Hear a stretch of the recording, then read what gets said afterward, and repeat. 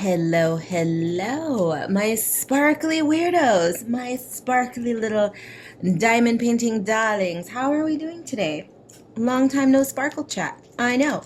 But as you can see, since our previous video, I have indeed been working quite a bit on this little lady. I took about a week, 2 weeks. I took some time away from it. That's the beauty of diamond painting. You can step away from it, come back, no rush, no stress. At least no rush, no stress as far as I'm concerned.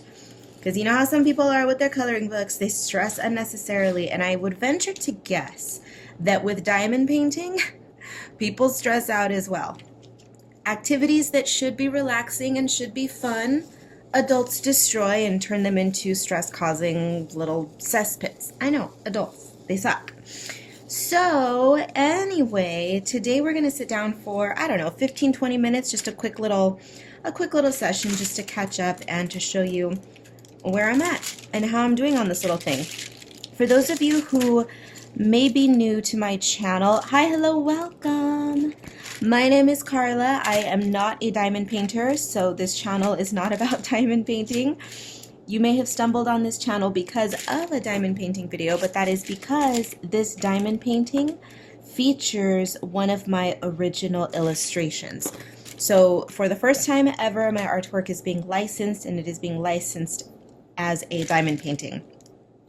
If anyone is interested in purchasing the diamond painting, it is available on diamondartclub.com. That is their website, or take a look down below. I have a direct link down there, or if anybody has bookmarked, is that what I said? If anyone has bookmarked my website, I have a direct link on my website as well. I am not the one selling the diamond painting, but I have direct links that will take you to the Diamond Art Club website where you can purchase it. So, what has been going on, excuse me, since our last chat? Not a whole hell of a lot. It's just been a lot of me hanging around and working on a new coloring book, working on my new brand that I'm opening this fall. For those of you who watch my diamond painting videos only, you don't know about this, but your girl here loves to work. I love working. My passion is art. My passion is, ooh, we're gonna rhyme here. My passion is fashion. Ugh. But it is. I love clothing.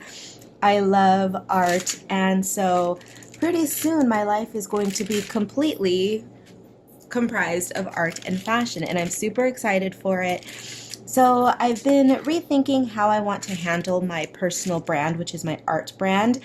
And I'm excited about where things are going. I'm not going to talk about that in this video because this is just supposed to be just a chit-chatty catch-up session where we don't go too in-depth with anything, because really, you're just supposed to be looking at the beautiful diamond painting that I'm working on, all right? So just know that if you are subscribed to this channel and you are wondering what I've been up to, just stay tuned for a future vlog and I'll talk about it later. What you may have noticed is my nails. My nails are still not talons. And what I mean by that is I have decided not to put my acrylic extensions, excuse me, back on my nails. Now, that's not to say that they are never coming back. Absolutely not. I feel so utterly naked without my nails, you guys. Truly naked. Like, I don't feel like myself when I see my hands. But the reason that I removed them is because my nails underneath were starting to grow in a little bit longer than I typically allow them to. And I was in the process at the time, oh, diamond just went flying somewhere. I was in the process of cleaning out my storage closet. And so I thought, you know what? Excuse all the throat clearing. I don't know what's going on. But I was cleaning out my closet so that I could get ready to use it as storage for my new brand that is opening this fall. And so I decided to, while I was in the process of organizing, and I'm still not done, by the way, of organizing and storing and doing all that kind of stuff, I decided to remove the nails and to just go bare, au naturel, right? Because I didn't want the fake nails to get in the way and all of that. And wouldn't you know, I am out of a beverage. Hang on one second. God, I apologize profusely for that. I know throat clearing is so annoying because it's so loud. Oh my God. Truly, I don't know what's going on. I mean, I ate this morning. Oh, you know what it was. You know what it was. I know exactly what it is now that I think about it. I ate extraordinarily cheesy, mozzarella cheesy scrambled eggs for breakfast. That's what it was. That's what it was. Okay, so we've got cheese throat. And ew, that's okay. Let's change the subject. That just sounds gross. Okay, so anyway, back to the freaking claws. So I decided to keep the nails off until I finish the storage closet. And in the process, my natural nails have just been continuing to grow and grow. So I thought, you know what? Let's just take it back old school. Years ago, I used to actually grow out my nails to stiletto length, and I stopped that when I started getting frustrated with them breaking. So I decided to start wearing the acrylic extensions, and I say extensions because sometimes I wear just the acrylic nails, but other times, the grammar. On other occasions, they are actual acrylic extensions, meaning that it's an acrylic that's been melded to my nail and extended. So it's not an acrylic nail, it's different. But anyway, this is not claw talk today. But yeah, so I've decided to just go ahead and let my natural nails do their thing. And we're gonna grow them out to stiletto length. And then when they start to break, we'll put the fake ones back on. So don't worry, we didn't have some wild epiphany about my nails and how I want to go natural and I want to look normal. Hell to the absolute no, we need the claws back. So it's just an exercise in patience for me having to wait for the nails to come back. They will be back. It's just a process of us waiting for them to grow in. Okay? Now, with my brain, you never know. I may get frustrated halfway through the process because the growth process is going to take a long time. And then I might say, you know what? F it. I might cut my natural ones back off and then put the fake ones on, because when I put the fake ones on, I keep my natural nails very short, just right at the tip of my finger, because it helps with the adhesion, believe it or not. So, yeah. That is that on my nails. I spent an hour talking about it because I love my damn nails. I love big, crazy nails. And I don't have them right now, so it's wah, wah, but we're okay. Next topic of conversation, the diamond painting. Are we still going to have it completed by Halloween? I'm hoping that we do.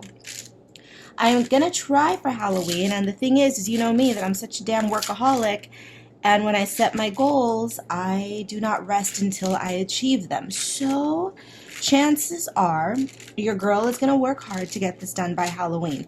Yes, I know diamond painting is an exercise in relaxation, but relaxation to me is frustration. I don't like to be idle. If I'm not working, I'm stressed. And what I mean by that is I don't see my work as an artist as being work. There are times when it can feel like work, absolutely. When I'm doing administration work or when I'm paying my damn bills and all that kind of thing, yeah, sure, of course, that feels like work. But the process of creation itself does not feel like work to me. So that's why I say that I'm a workaholic and I never want to not be working.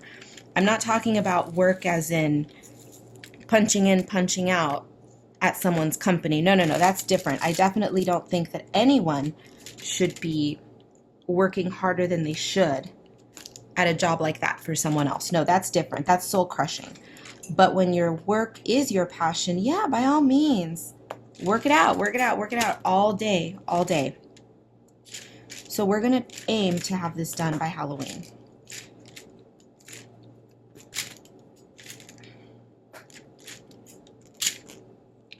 For anyone who has purchased this diamond painting, thank you. I hope that you are enjoying it, and I hope that you are not stressing yourself out about the size of it, because when it was released, I was not anticipating the size of the thing. She is enormous. She is huge. She's huge. She's a huge diamond painting. And some people were saying, oh my gosh, we're so intimidated and blah, blah, blah. And I totally get it. She's huge. And some people were wondering, like, hey, are you ever going to have diamond paintings that are smaller, that aren't this gargantuan? And that's not up to me. Unfortunately, I have no say in that. That's all the manufacturers saying, or the manufacturers doing. It's completely up to them. They are the powers that be in this situation. Now, I was told that recently some more of my pieces, my illustrations, were put up for consideration with the Diamond Art Club community. What they do is they send out customer surveys, I believe is how they phrased it, where they will show people several different illustrations and they take votes on it, and whichever illustrations receive votes, they then turn those over to production, and then those pieces eventually turn into diamond paintings. So I'm not exactly sure how many of my illustrations were sent over as a customer survey, or I believe that's what they called it, but I know that at least one of them was. So a future diamond painting featuring more artwork may be coming. I don't know, but it might. So there's something to look forward to, hopefully. Fingers and all extremities crossed for me, please. If you did purchase it, a review would be much appreciated. You don't have to. You do not have to. I'm not telling you to. I'm not begging you to please go leave a review. I am absolutely not. But if you find yourself on the Diamond Art Club website, you want to leave me a review, just, Karla's great, we love her, her diamond painting is beautiful, that's it. You know, nothing crazy. But we live in the electronic age, right? We live in the internet, and we assume that something as simple as a review gets overlooked and they don't matter. But truly, reviews matter. Leaving a comment on a video or an Instagram post matters. A like matters. A subscribe matters. Every little interaction helps a lot. So for anyone who leaves me comments or likes my videos or subscribes, just know that if you think one little like doesn't make a difference, oh, it does. It makes a huge difference. And the cumulative effect of more people doing that definitely helps boost my channel, my Instagram page, all of that. It helps to boost my visibility so that other people can come join our freaky little freak show. Yeah, so thank you all so much. You are not insignificant on the internet. Trust and believe. You make a big difference, and I appreciate it. Oh my God. The stupid little ball of wax keeps popping out of this pen. It is irritating me. That's why you keep seeing me over here groping all the little diamonds, because I keep getting the little wax on it. Annoying. They should make it clear. Why do they color it? It's obnoxious.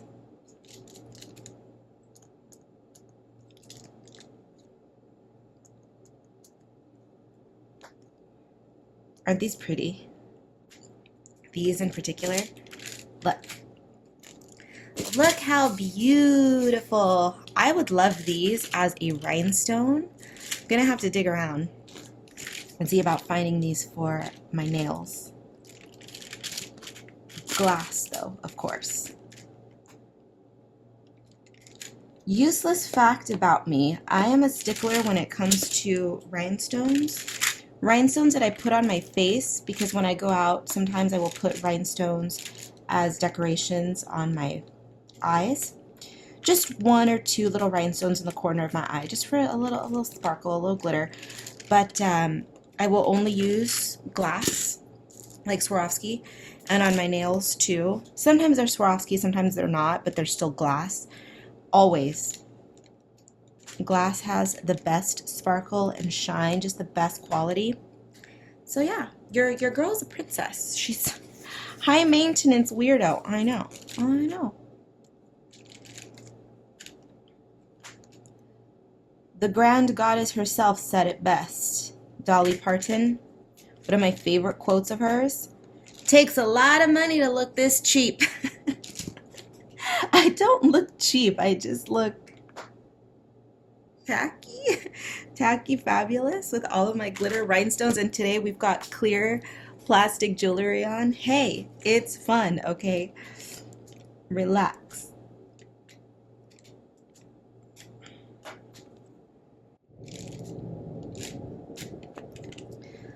Oh, my little diamond painting.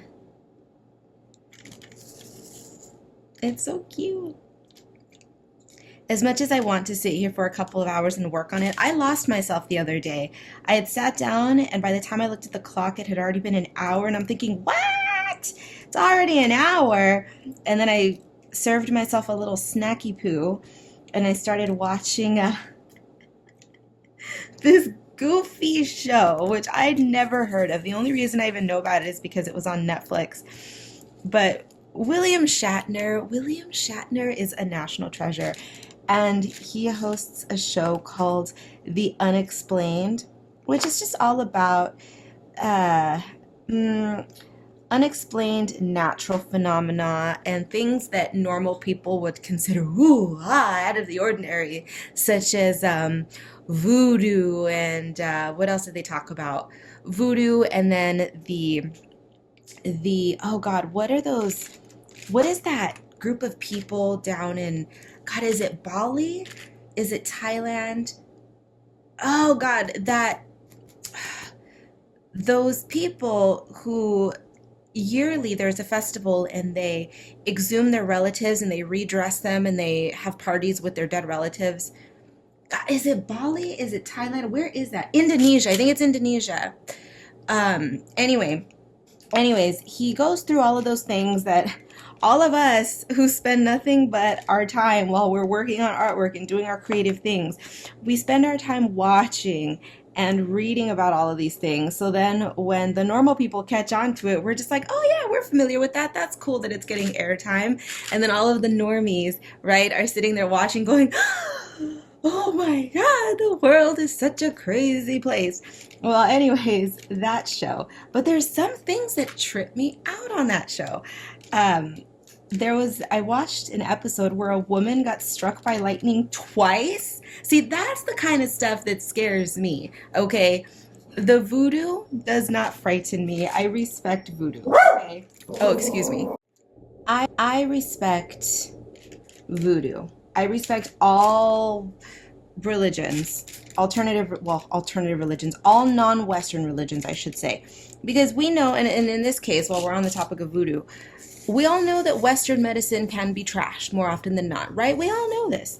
So traditional medicine and traditional methods, for whatever reason, tend to work. It could be a psychological thing. It could be a physical thing. Anyways, this show gets into that. It makes very surface level discussion on how psychology can have an impact on how rituals can be successful. We've all heard the mind over matter thing, right? With illusionists and magicians and strong men and things like that. You know, the people who can break bricks with their skull and lay on beds of nails. It's a mind over matter thing, and it's very true. So the show doesn't just glaze over. It's not all about sensationalism. It's quite respectful, and I like that about the show. Even though they talk about several topics in one episode, and it is fairly surface level, they do seem educated on the topics, and they are keen on educating others about it as well. Just a very quickly, very snippy, snappy, fun show for entertainment. It's a good one. Watch it. And what cracks me up is at the end of every episode, William Shatner, because the show is called The Unexplained, he closes the segment out with something, something, something. He'll like end it, and then he'll go, the unexplained, all dramatic. And it is hilarious. It is hilarious. I love it. When I walk into a room and somebody says, oh, hey, what's your name? I would love William Shatner to pop out of a curtain and go, she is the unexplained. Oh my God, it cracks me up every time. I love it. National treasure, that man. National treasure. So yes, go watch it. It is on Netflix now. If you're bored and want to have some fun. But yeah, the lightning strike, that one was crazy to me because we have been in the middle of monsoon season out here in the desert. And unfortunately, our monsoon is not as dramatic as it is in certain deserts. I mean, in Death Valley, it was flooding. In Vegas, also flooding. In Arizona, it was so powerful and beautiful. And here in Palm Springs, where I am, we get the remnants of it. We'd be lucky if we see so much as a sprinkle, right? This year's monsoon season has been terribly depressing for me because the desert rain is one of the most magical experiences I've ever experienced. The desert rain during the summer, it's surreal. It is truly one of my favorite experiences of the desert. And the first time that I experienced it, I'll never forget it. It was about 2 in the morning, and I didn't know. I was ignorant. I had just moved to the desert. I knew nothing about the monsoon season, really. I knew that it happened, but I had never experienced it. And when it finally happened and this storm, this freak, what I thought was a freak storm, rolled through after midnight in the desert, I was like, what the hell is going on? I ran outside in my pajamas, just thoroughly entranced by it, running around in the rain. It was cool rain, it was humid, but it was cool water, and it was just it was incredible. It was incredible. And that's one of the experiences that I said, you know what, in this moment, I will, for a long time, I was going to say forever, but never say never because my mind can change. But this is one reason why I will always be a desert person. And even if there ever comes a situation where I'm not, my heart will be in the desert, period, because it is a magical, wonderful place. And yeah, the desert makes you suffer. It does. It's the middle of summer and it's going to be about 112 today. But you suffer. But in those moments, you know that once the heat is over, the magic will come back. You're able to appreciate the beauty of the desert when you've suffered for it. Anybody who's handed anything easily doesn't appreciate it as much as someone who's had to suffer, right? And that's the vicious, beautiful cycle of the desert. As she's dangerous and she'll kill you if you're not careful because of the heat and the landscape and all of that. She's wild, but she loves you hard. You just have to love her back, and you just have to respect it and know what your limits are. It's gorgeous. And you guys know I'm a creature of extremes, so I like a challenge. I like a challenge. I'm having some issues with my multi-placer today, as you can see. I love that tool, though. There are people who will go an entire diamond painting, the entire canvas, and they will place diamonds individually. The entire piece. The entire piece. And no, I don't understand, you guys. You're insane. I can't do that. In large swaths like this, I am eternally grateful for the multi-placers. I think they're so cool, and they just make everything so much faster and easier. But I'm having a little bit of difficulty today with it. Why? I don't know. Maybe because I'm trying to, you know what? It might need more wax, or I put too much wax. I don't know. Let's see. Let's give it one more try here. Right here. That was a little better. Yeah, I think there's too much wax on it is what it is. I hate these little tools. If more of my pieces do get turned into diamond paintings, I will invest in a better tool. Because these are fine, they get the job done, but if you're only doing the one diamond painting, then fine, but should I have more that I'm going to subject myself to, I will get a prettier tool. More efficient and prettier tool.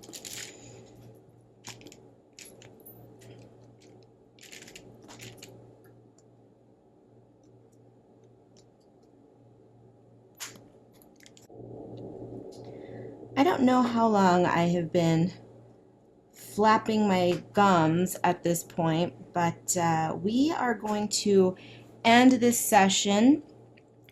Thank you so much for watching. I will likely do another session, probably another 15 to 20 minute session in this video.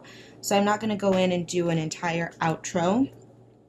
So for today, we are done. I think I'm going to do a little bit more off camera.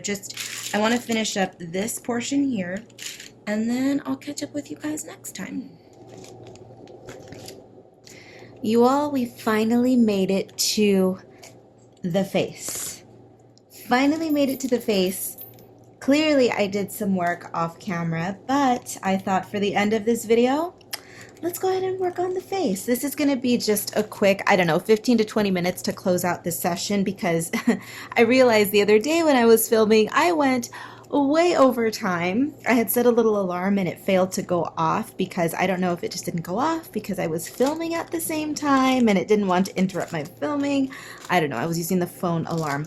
So anyway, we are going to work on part of the face. I already started the forehead just a little bit. I think this was already done the last time we talked, but let us continue on, shall we? As you can see, we're still working on the face, not the eyes, the lips, anything like that, but still we made it to the face. We are at this point almost halfway done. When we reach about half of her face, right down to her nose, as soon as we finish her nose, yeah, her nose is going to be approximately, not exactly, but approximately halfway done with the piece. So I think, I don't know, at this rate, it may actually be done by Halloween, which is exciting. Is it exciting? Kind of, sort of, yeah. I mean, I'll be excited when I have about a week's worth of work left, and then I realize, oh yeah, it's actually happening. It's actually happening. She's going to be done by Halloween. But hopefully, maybe it'll be done even sooner, because I want to look up a few methods for mounting this, because I absolutely don't want to frame it. I just want something that's easy to store and easy to manage. And I think I've found a couple of different methods that I like, which end up treating it more like a wall scroll, so I can easily roll it up and roll it back, or roll it up and unroll it and simply hang it with a hanger like a nail on the wall. Today's poison of choice is just iced tea in a tiki glass. Not alcohol. I'm not a day drinker. Definitely an iced tea drinker, though, all day long. That is my third glass for the day, and it is not even noon yet. Caffeine. Caffeine just does not affect me unless it's a specific type of black coffee. There are certain places that make black coffee that gives me these. It gives me the jitters. I can't stand the caffeine jitters. Not all caffeine does it, though. Coffee, just regular plain old coffee, doesn't. But it depends on where it's from. Because if you are a coffee drinker, I cannot drink Americanos, because those do this. I've made the mistake of drinking Hammerheads before, and yeah, no. So, if you can drink Americanos and Hammerheads, you're a robot. You are not human. You are not even a monster. I don't know what you are, because those are just intolerable to my system. my delicate sensibilities. Ugh, because we know I have delicate sensibilities, right?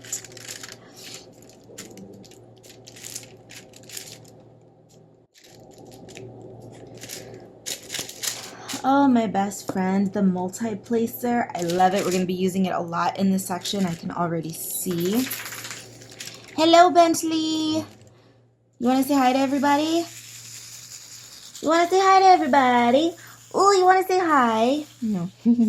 He just crawled out from his bed, and now he's like, what you doing? Working on my diamond painting and talking to the people, Bentley.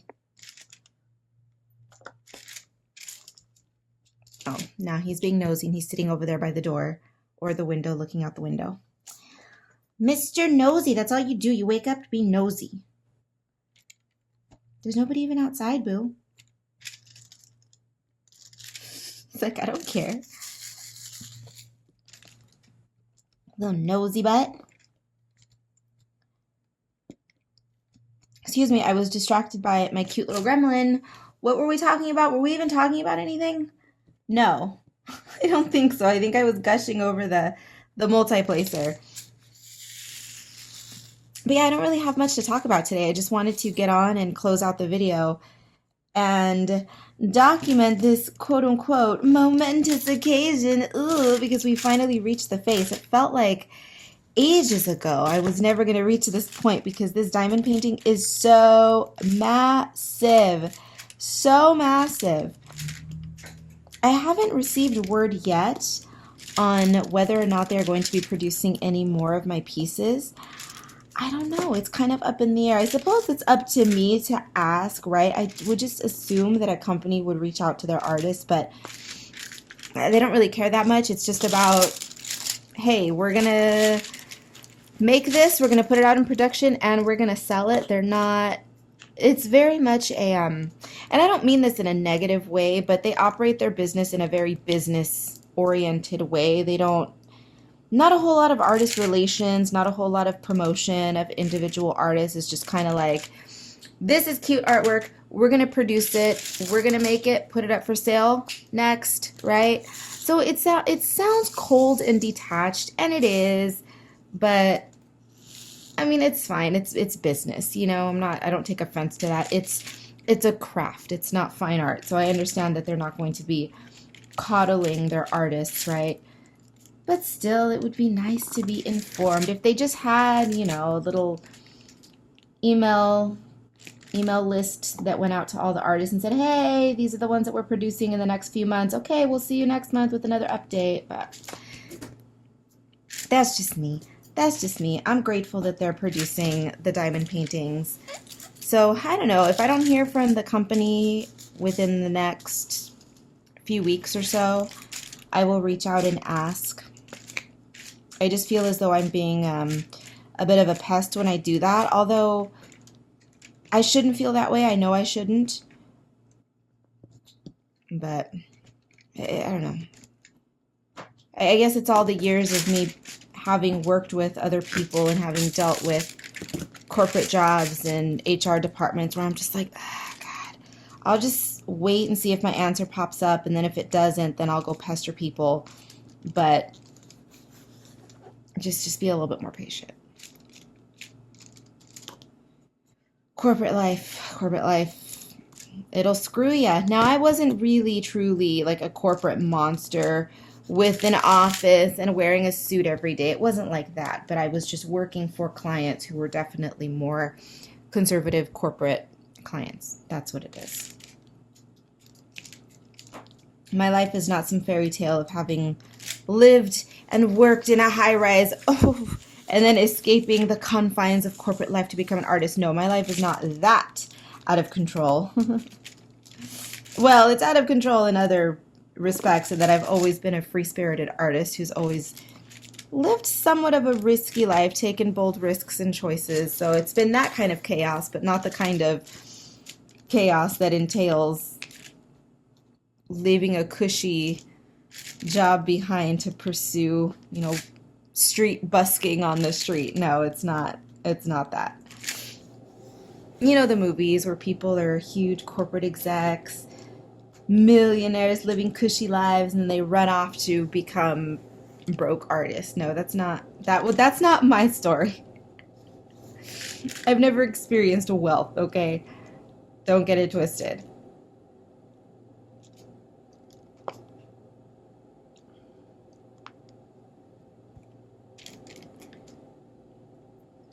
The problem with the internet is that people only see bits and pieces of my life, and I fear that people assume that I'm living this glamorous, luxurious life, which I'm comfortable, but I'm not without any kind of anxiety and worry. And we've all got money problems, right? It's just, I'm a single girl living in California, which is exorbitantly expensive. And not only that, but I'm living in Palm Springs, which is a rich people playground. You either have to be rich or be serving the rich to live here, or you have to be someone like me who works for themselves.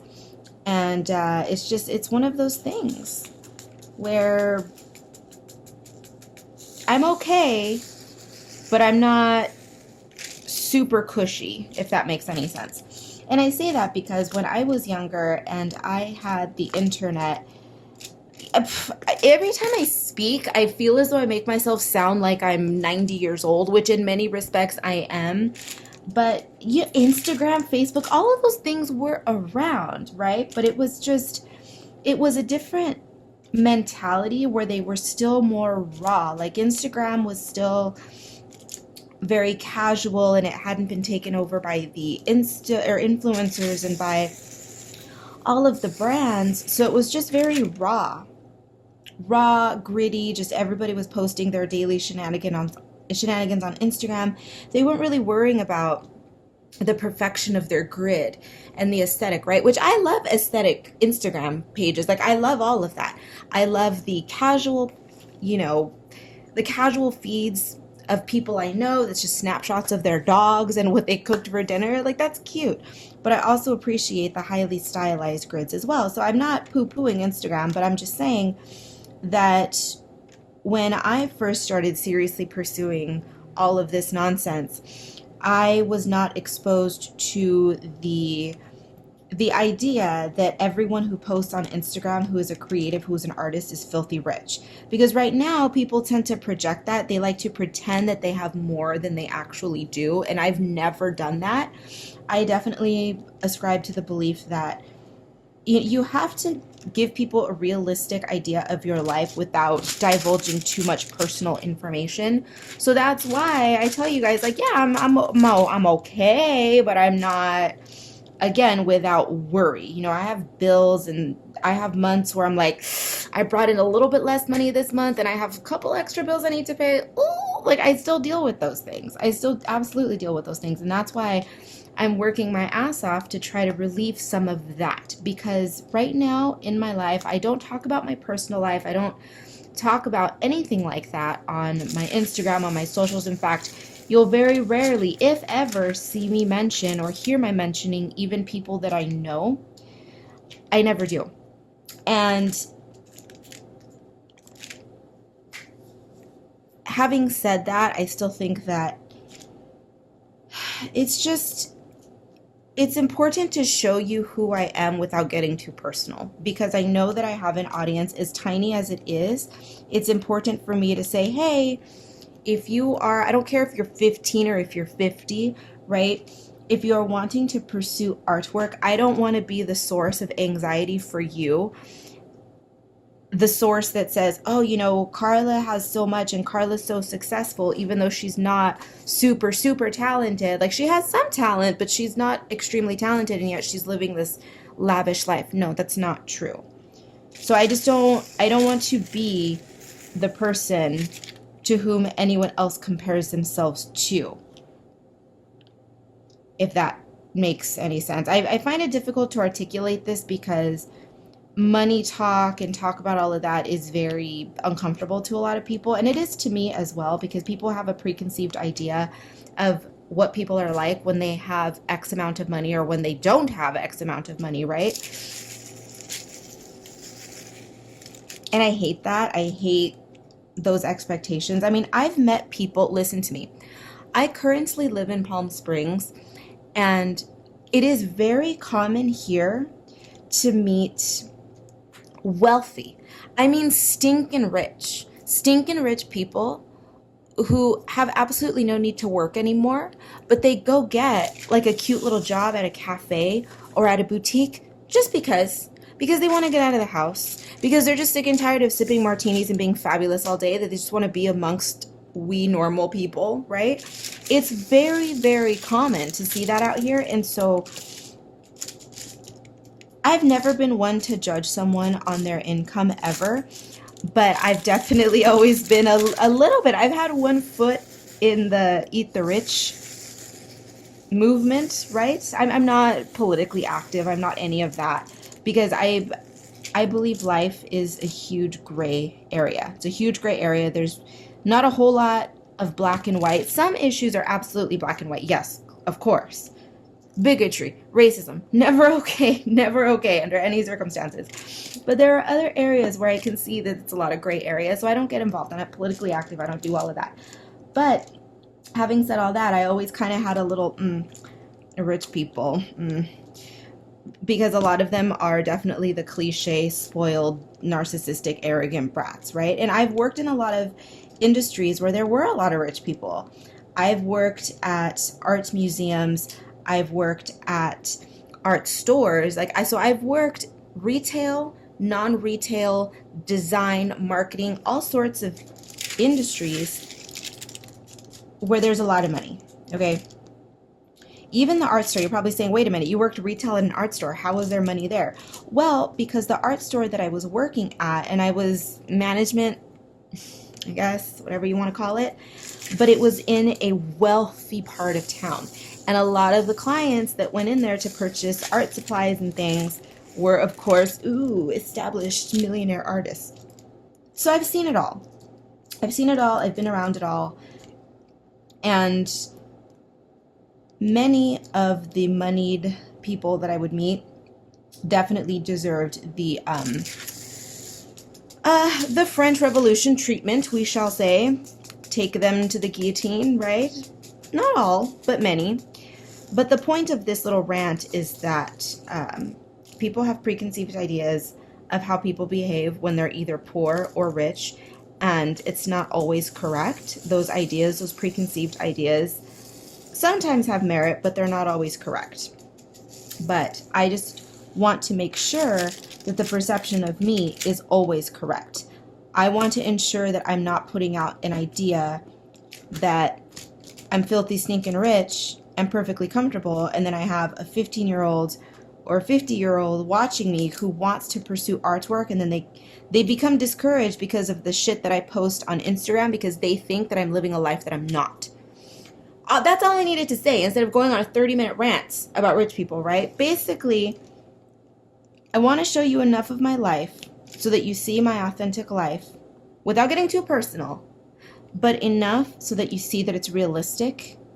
And that's it. Boom. There you go. Whew, what a boring end to this diamond painting. I'm sorry, but I just got into it. And you know what?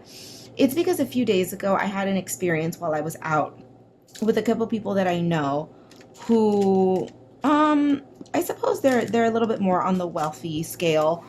And it left a bad taste in my mouth, not because they're bad people, but because I'm constantly reminded when I live out here how much of an alien I am.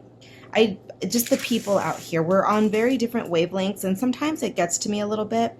Not because I feel like, oh, boo-hoo, Karla, you're poor compared to your friends. No. It's not that. It's just that I feel as though I just can't connect to these people on a truly genuine level because they're so wrapped up in work and in earning money that they don't appreciate what's in front of them to the degree that I do. And that's just because, like, I'm a disgusting romantic artist. Like, oh my God, I see the rain during the summer and it's so beautiful, and I'm overwhelmed by it, right? But these people instead are inside drinking expensive cocktails on the phone with their financial planning companies, right? It's just, we experience life very differently, and it's draining to me when I'm hanging out with people who are more concerned with dollar signs than when actually enjoying life. They have a beautiful life and they don't see it because they're too tied up in the dollar signs. You know what I mean? I hope that didn't come out more negatively than I intended it to, but it breaks my heart. It breaks my heart when I see people get trapped in that system of just allowing life to go by because they're more concerned with material wealth, right? It's just, and they're good people. They're good people. And yeah, That's all. I just had a weird experience and that's it. And it still kind of bled into today because I'm still kind of thinking about it. And it's just unfortunate. That's all. That's all. We're okay. Karla's okay. She just needs to, when I have interactions like this, it's just, I don't consider myself an introvert, but situations like that do zap my energy in the sense where it takes a lot out of me dealing with interactions like that, and I need to just separate myself from these people and from those situations temporarily for a week, 2 weeks, 3 weeks, a month, something like that. And I need to just regather and what's the word I'm looking for? Regather and not restock, but regather and refill, we'll say. Refill my little romantic dreamer juices. Sounds disgusting, but you know what I mean. You know what I mean. I'm just drained. So your girl's going to be a bit of a hermit for the next couple of weeks. And that's cool because I have a lot of artwork to do and a lot of prep work to do for my new brand that is launching this fall. And that being said, yeah, I am, can you tell I'm in a little bit of a weird mood today? Not a bad mood. I just have a lot on my head. I have that interaction that I need to kind of, it was a couple evenings, by the way. It was a couple evenings like back to back, which just, So that took a little bit out of me. And now that I'm home and I'm in full on introvert hermit mode, I'm in my brain planning things that I need to do around the apartment.